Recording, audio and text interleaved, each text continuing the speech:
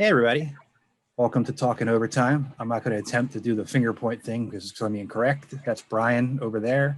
I'm Bill. And there you go. And Wheel of Illusion's coming up. Hope everybody's safe. And as a reminder, if you have an idea for a topic for the wheel, please let us know and we will get that on there. All right, so here comes the wheel. Spin the wheel, make a deal. My screen. I figured out a cool new trick too with Zoom, where I can hook up two cameras into this session. Whoa! Kind of go over it. So, sponsored by Amazon. Amazon. So, there's what we got there. All right. Yeah, sponsored by Amazon. Yes, there are official sponsors. All right. So now we're going to give the wheel a spin. See what we get. Away. I hear myself now.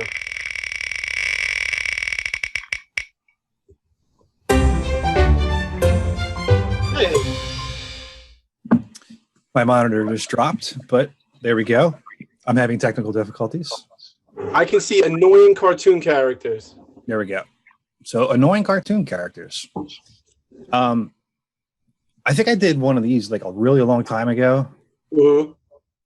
And it's probably still holding up the same, but I usually gravitate toward Snarf first. I don't know about you. Yeah, he's like the obnoxious. I mean, every show seemed to have one, but he's the guy, I think. And I don't remember Thundercats that, I remember the names of a couple, but I remember Snarf just because I wanted to punch him in the face. Yeah. And animal abuse. Well, I mean, what if I was going to then butcher him and eat him? Is that okay? Yeah. Oh, put that on the wheel next week. Yeah.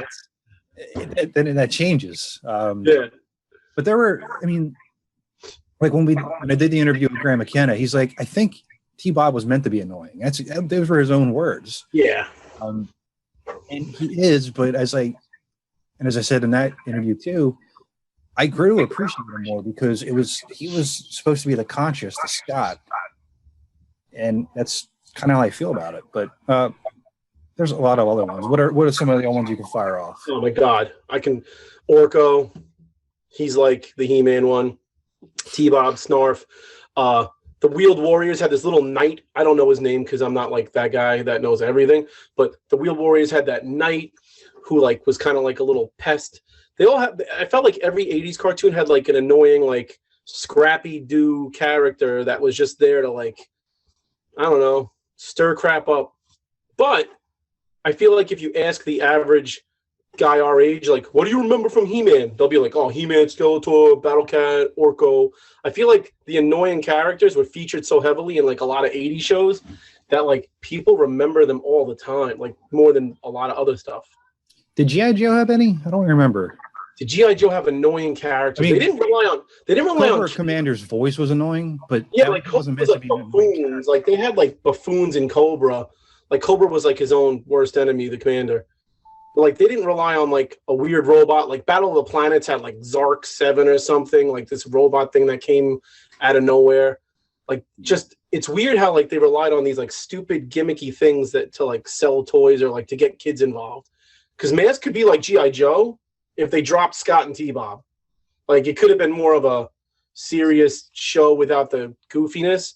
I mean, I don't hate it, obviously, but I feel like G.I. Joe is a little more, the stupidity came from, like, not the characters, but, like, the situations they were put in, whether it was, like, giant tomatoes were being grown by some farmer, or, like, there were these fatal fluffies that were, like, these giant bear creatures. Like, the stupidity came from, like, the script, not the characters as much. Yeah, you're not wrong there. I'm trying to think of like Transformers had like Wheelie. He's like a little annoying thing. Like they I feel like old cartoons had like the Bionic Six had Fluffy, the big mechanical gorilla. Would you consider? What about the Turtles? The Turtles had a lot of characters. I felt like they used Michelangelo to say all this stupid stuff. Well, like Baxter Stockman, was he annoying? I don't remember. Yeah, he was more like a Cobra Commander. Like Shredder was kind of annoying to a point. Like who? There was a bunch of people. Like every one of the Dreadnoks was a moron outside of Zartan. So all the dumb stuff out of GI Joe was like, "Oh, Zartan, we're idiots." That's a really bad Dreadnok accent, but that's what it was. Like there was no like little animal in GI Joe that like kept the store. Like Mask relied heavily on it. He-Man, like Orko's at the center of like every episode. But like I was saying to my brother, I'm like, those are the characters my brother Sean remembers. He remembers like the stupid characters that were like thrown in your face. I'm trying to. I mean, like I know that like freaking. Who's the stupid thing from this? Wasn't there a Super Friend thing? Like, wasn't there an annoying it was a monkey? I think. Yeah, like there was a little monkey with the Wonder Twins or something. There was a Space Ghost had something. What was they always throw something stupid in there. I remember. I mean, I think Cobra Commander's annoying anyway. And he's not like the stereotypical like idiot character kids thing. He's just, the worst. I want to blank on some others, but if you have any that you want to mention in the comments, please do. And get the wheel going here again. Let's see what else pops up. This was happening to me the other day too. Like when it was dropping like that. I don't know why. Okay. But, oh well. Something in the air.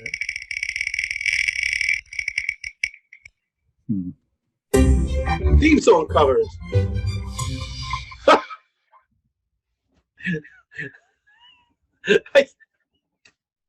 I can't talk about theme song covers. I can't do it. I can't be that mean. It seemed like a good idea to put it on the wheel at the time, but oh God. I mean, there's some good ones, right? All right. The Mask has a couple of good ones. Right? Bad Arts Lab. There it is. What else? Well, there are a lot of covers for a lot of people do a lot of different things and they have their own interpretations. Some try to mimic the best they can and they do the best they can with what talent they have. Everybody is talented to an extent that I've seen do a cover, but some of the videos are I don't know. It's going to be fun. It's going to be something that you have to really kind of like think about. How are you going to convey that? Like, if you're gonna sing a song and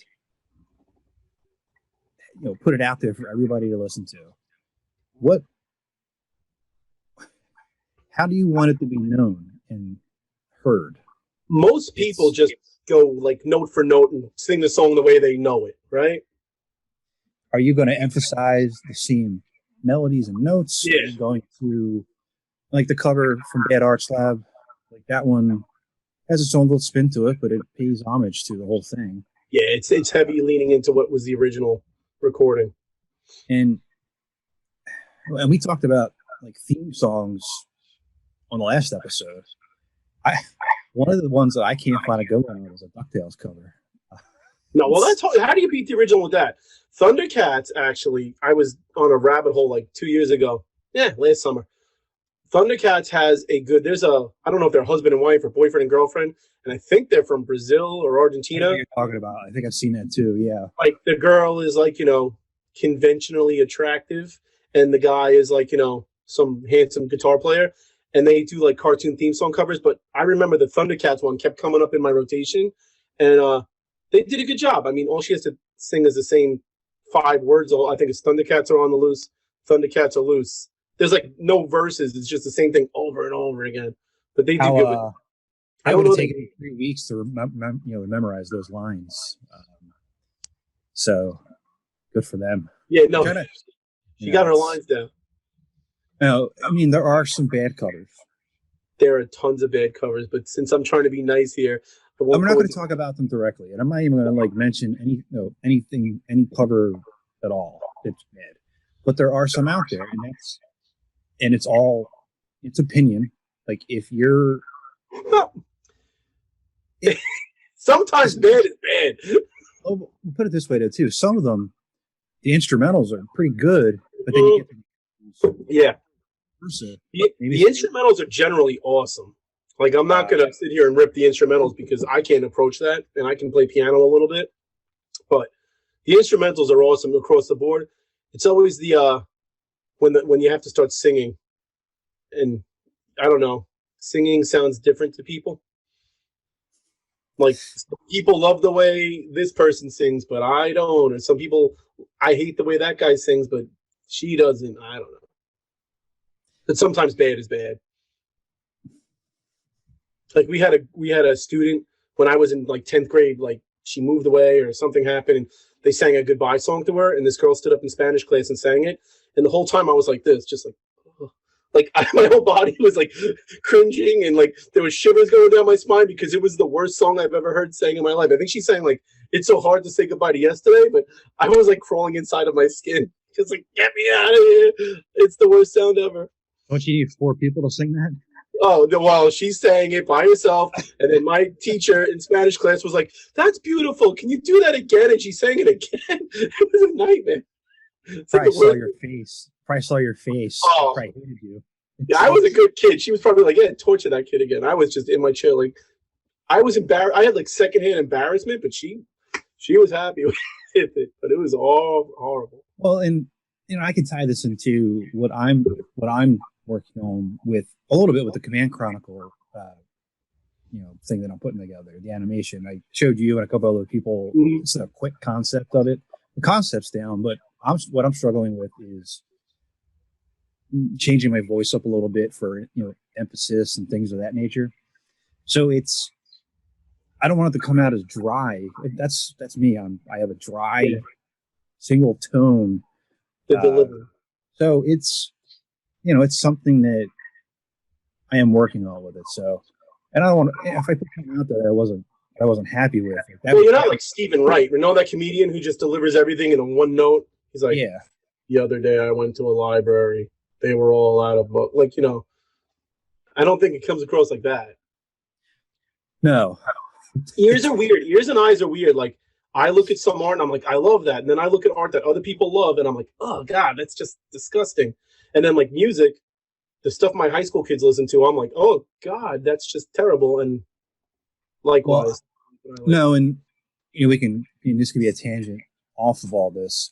Art, like you said, I don't like Van Gogh's work. Yeah, see, and I'm a Van Gogh guy. I like more realism in things, so I appreciate the art of it, but it's not like something that I'm like, the Van Gogh exhibits at the Philadelphia Art Museum. Yeah. I don't really want to see it or get COVID. So yeah, I'm good. I'm good on both. So it's it's subjective. No, there's a traveling Van Gogh exhibit coming out to us, and I'm definitely going. I'm definitely going to it. So if any of you have covered the song and want us to review it, please post it in the comments. I will definitely listen to theme song covers, good and bad. I get. It doesn't have to be a mask if you've done anything else in the past. As long as it's as long as it ties into somehow. Bad Arts Lab did pole position. One of the things in this room, or one of the things in your office at your house there. Yeah. Oh, my daughter's trash room. Oh. I thought we were just going to play it off like, oh, that's it. No, you could see the bed broken back there because her and her friend were trying to swing from like that thing that holds the curtain up, and they just shattered it. How do they, like 5? Yeah, like 5. They were trying to like do like the double bar gymnastics routine, and they just destroyed it. It sounded like they came through the floor. Sounds about right. I did not yell. It was funny. You're like, did you take a video of it? I wish. I would have loved it.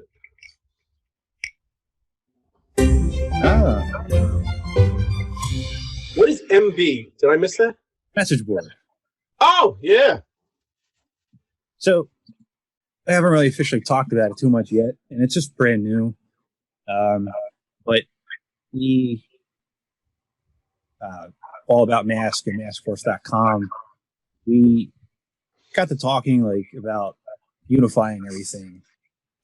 We thought that was a good way to go. Collaborated on whatever we could collaborate on, and just wanted to make it another resource for people because we know that not everybody uses social media. And I still wish that we had some sort of archive from the old stuff that I had and the site that Gordon and I had from all the masks. But unfortunately, it's just not there. So we got this new one coming out, or it's out already. MaskEnergyRoom.com. The cover art was designed by that guy. I did it. No, it's pretty much. Think of it as a place to trade, talk, buy, sell, show off whatever you got, etc. It's going to be a slowly evolving, growing thing, but I remember the old message boards had a lot of stuff on them, so it'd be nice to maybe get some of that populated again. I used to love message boards. I don't know if like they have the same pull as I used to, but I love the idea of it. And the thing that's good about this is I'm on Twitter mostly. I'm barely on Facebook. I'm never on Instagram. Like 2 times a day I check my Instagram. Twitter, how many people I read? Oh, I don't even have Facebook. I don't even have Facebook. Facebook, I read. I don't have Twitter. I don't have Twitter. Instagram, they don't have anything. There's a lot of people that have one, the other, or none of them. So like, it's cool that if it's just a Mask fan and you don't like, subscribe to certain things. I don't know how you're a Mask fan and you're not on Facebook because that's where all the groups seem to be. But it's cool to have like a message board for people that are refusing to do Facebook for whatever reason. Yeah, and I'm mostly on. I have a Twitter account for the page. I have an Instagram account for the page, and I'm starting to use it now a little bit, but I'm not really spending time on it too much. It's mostly to promote. If you want to talk with me, Facebook or email is the best, or now this message board. Like if you want to get a message over to me or something like that.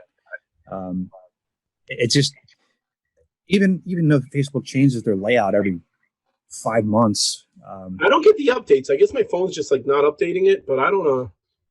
I think I got the update from like a million years ago recently. I don't know. It's usually the web browser portion. So, but it's hard. It's hard to have 18 points of communication. And that's where it comes down to. And I know there's things out there that you can get to post to social media all at once, but I'm not going to pay for it. No. So that's just what, that's what it's going to be. But I'll be on the message boards floating around, checking that out. I tried to register, and I think I might have been registered already under my name because it was like, this name is taken. And I'm like, did I register? Oh, I took it. You had to buy it off me. Yeah. Damn it. Who's Kero Wack? You gotta buy it. $8. Great. I'll just be Brian Gawler. Who the hell's that? Exactly. Good. I'm hoping that we get a lot of good positive feedback with it and a lot of good use, but it was important to maybe reach that other part of the community that isn't with everything else. It's going to be fun to watch it grow and see what happens on it. Yeah, so we'll see. If it's like any other message board, it's going to, it's going to have its heroes and its villains. Because I feel like all message boards devolve into like, 90% of people playing nice, and then there's always just like one guy. Every message board I've ever been at, there's always like 1 or 2 people that just like to stir it up, and you're like, what? Can't we just have fun here? It's always. I used to hang out at a bunch of them. I'm not even going to go down the name now, but there was always one guy that's always like, the contrarian and like a little rude about it. So hopefully just the cool mass people show up to this one. Well, I mean, I'll be there. Yeah. You're the coolest. That's a good start, right? I want to be the jerk there, let me be the bad guy.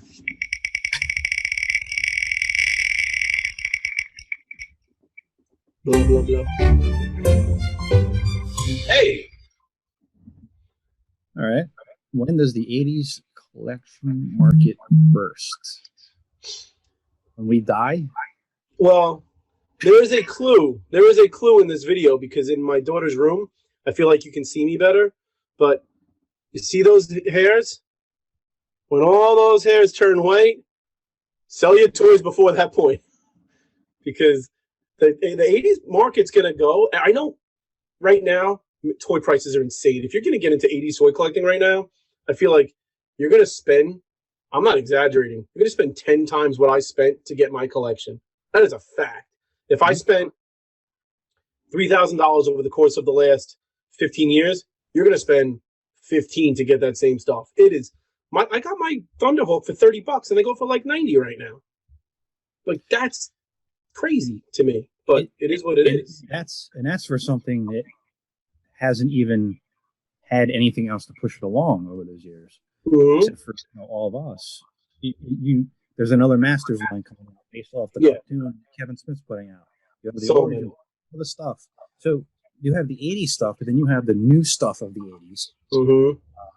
The re-releases and there's so many things. But if you're looking at, and that's what it's going to be. It's going to be the point where you're 50 and you're going to be like, I don't know if my kids really want all this, do they? And then what do you do? And here's the thing. When I go to Walmart to look for Origins or whatever I'm looking for, the G.I. Joe, I got. Find an Orco. Yeah, good luck. When I got a even though he's annoying, I still want him. Yeah, well, you almost have to have him, and it's a really good Orco. I saw his tank. I bought it. There was like 3 of them at Walmart, and who was buying one of the other his tanks? A guy my age. When I go into Walmart and see a little kid pull a He-Man off the pegs, I'll think that the '80s toy collection thing isn't going to burst. But as far as I'm concerned, even the Origins aren't being bought by kids. I know that kids can play with them, and we give them to our kids, but I don't see kids running down the aisle, He-Man toys. I never see it, not one time. And those re-releases, they don't have the 20-minute commercial running. No, that's the thing. What is there to tie you into it? And I know the new He-Man toys they announced like 20 minutes ago as of this recording. They showed them and they're aimed at kids. And the comments are already like, these suck. Look at these things. They're not for you, 45-year-old jerk. They're for the kid you don't have. No, it's, if there's like the real Ghostbusters re-release. The movie, the next movies I haven't out. The last movie was awful. And I've seen those toys everywhere I go. They weren't anywhere for a while, and now they're everywhere. But no kid is going to buy that because they don't know what it is. Like, I have it up here, and I showed it to Liam, and like he likes looking at all the colors and eating everything. But when you're in a toy aisle and you see a kid there, do you see them buying any of that stuff? No, I see them going for Fortnite. Yep. If they're looking at weird Batman stuff, not like Digimon, Pokemon, Bakugan. They buy all that stuff. That stuff goes. I see it. Star Wars, kids buy that.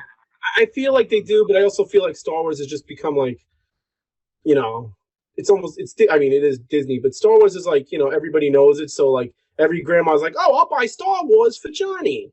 Like, I don't know if He-Man still, or Mask definitely, or G.I. Joe has that same like thing. G.I. Joe, that you can't find them on the pegs. They're not being bought by kids who are running out back having battles. They're being bought by us. I haven't seen any G.I. Joe in the stores. I haven't gone out too often, but when I have, I got to get out for a couple minutes. So I'll go drive over to Walmart, which is exciting, by the way.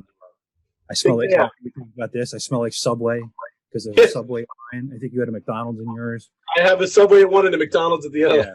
But the smell's so overpowering, that's all you smell in the whole store. Yep. And I'll go in there, and it's just, it's mostly a disappointment. Big time. Right now, I could get Slimer and Stay Puft from the re-release. Oh, see, I haven't seen those ones. And He-Man and Skeletor. He-Man and Skeletor are going to kill the line. It's going to kill the line because they front-loaded those boxes with He-Man and Skeletor, and everybody has it. Yeah.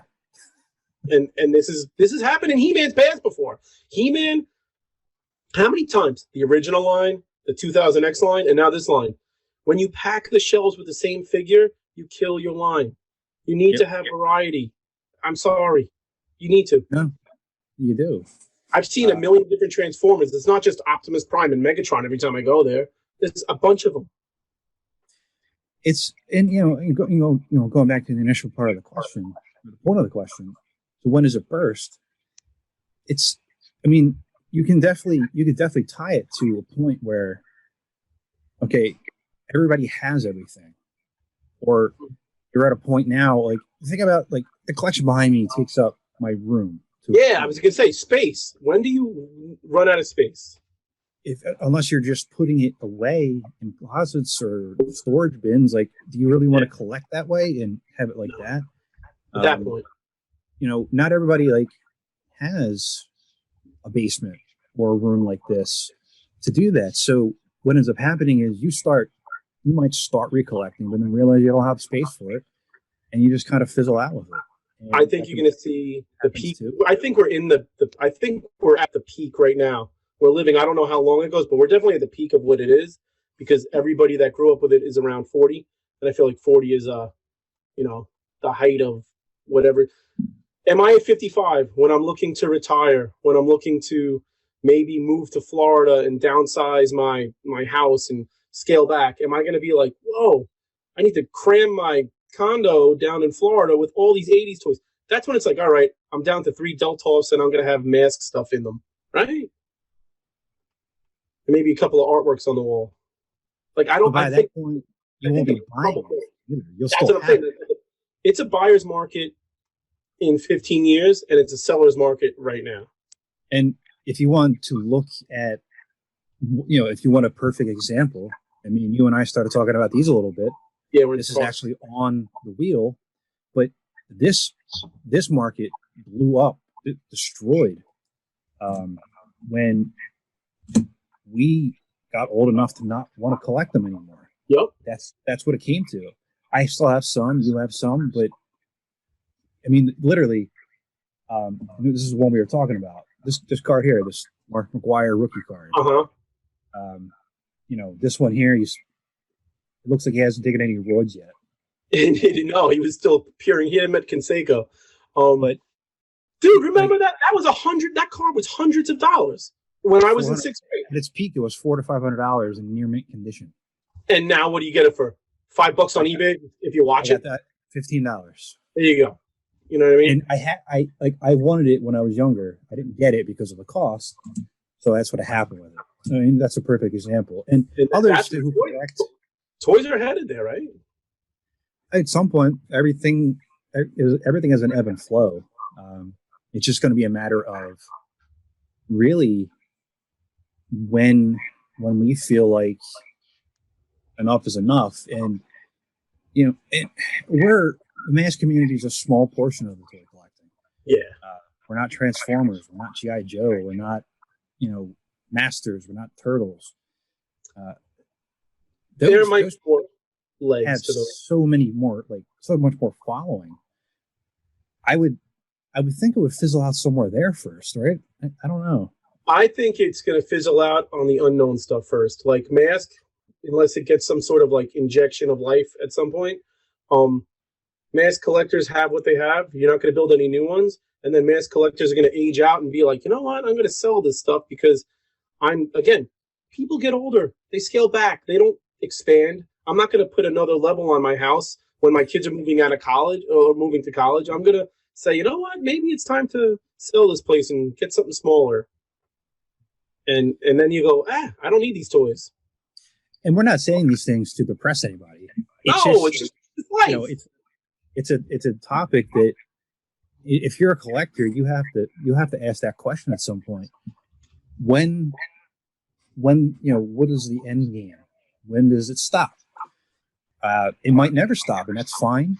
You can still recollect, and things might cost $1. That's great. Keep going. But if you're this type of person, it's buying to resell eventually or anything along those lines, at some point, all of your in the case stuff is going to drop. Like, you gotta know when to hold them and know when to fold them on the selling stuff. So, collecting, I think, will still live on, but it's going to be the people making money off of it, like buying something, like some of the people buying some of the chili sets and then marking them up double. Yeah. Stuff like that. That's not going to work. The generation after us is going to collect video games. They're not going after action figures. So action figure collecting is going to... People are always going to collect stuff, but 80s action figures, 90s action figures, they've got like another 15 years before they become the Howdy Doody toys no one gives a crap about anymore. Yeah. It's true. Right. I'll always love them, and I'm always gonna have Condor. So I mean, you're gonna be sitting at my freaking wake, and I'm gonna have my urn with me in it, and then I'm gonna have Condor and Thunderhawk on each side, and maybe like a mask drawing I did behind it. You know. Well, just about out of time. But if you have any comments, you watching about that topic and any of the other one, let us know in the comments because we want to be interactive with you guys and girls. And if you have an idea for the wheel, leave it here. It'll stay on the wheel until it gets hit, and it'll come off. So until next time, that's Brian over here. My drink is done. Look at that. I'm Bill, and we'll talk to you later. Be good.